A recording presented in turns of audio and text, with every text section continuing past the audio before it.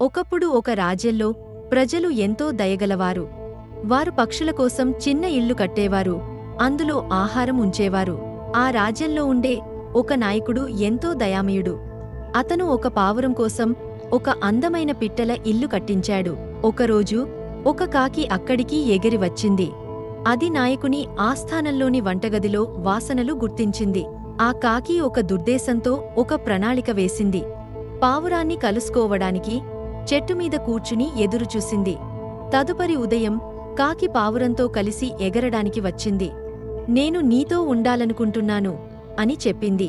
కాని పావురం కాకి ఉద్దేశాలను తెలుసుకుని జాగ్రత్తగా ఉండమని హెచ్చరించింది. తరువాతి ఉదయం కాకి అనారోగ్యంగా నటించింది. నాకు బాగా అనిపించడం లేదు, నేను ఎగరలేను అని చెప్పింది. పావురం దయతో అది విశ్రాంతి తీసుకోవాలని చెప్పి తాను ఎగిరిపోయింది. పావురం వెళ్ళిపోయిన తర్వాత కాకి వంటగదికి వెళ్లి కిటికీలో కూర్చుంది. వంటకుడు బయటకు వెళ్లగానే అది లోపలికి దూకింది. కాని తన అత్యాశలో ఒక పొర్సిలైన్ గిన్నెను నెట్టివేసింది. వంటకుడు ఆ శబ్దం విని లోపలికి పరుగెత్తుకొచ్చాడు. కాకిని పట్టుకుని దాని రెక్కలను గట్టిగా పట్టుకుని కొన్ని రేకలు విప్పివేసి కిటికీ ద్వారా బయటకు విసిరేశాడు. సాయంత్రానికి పావురం తన ఇంటికి ఆనందంగా తిరిగి వచ్చింది. అయితే కాకి గాయాలతో దున్హకంగా దూరంగా నడిచి వెళ్ళిపోయింది. ఈ కథ మాకు ఒక విషయాన్ని చెబుతుంది. అత్యాశ దున్హకానికి దారితీస్తుంది.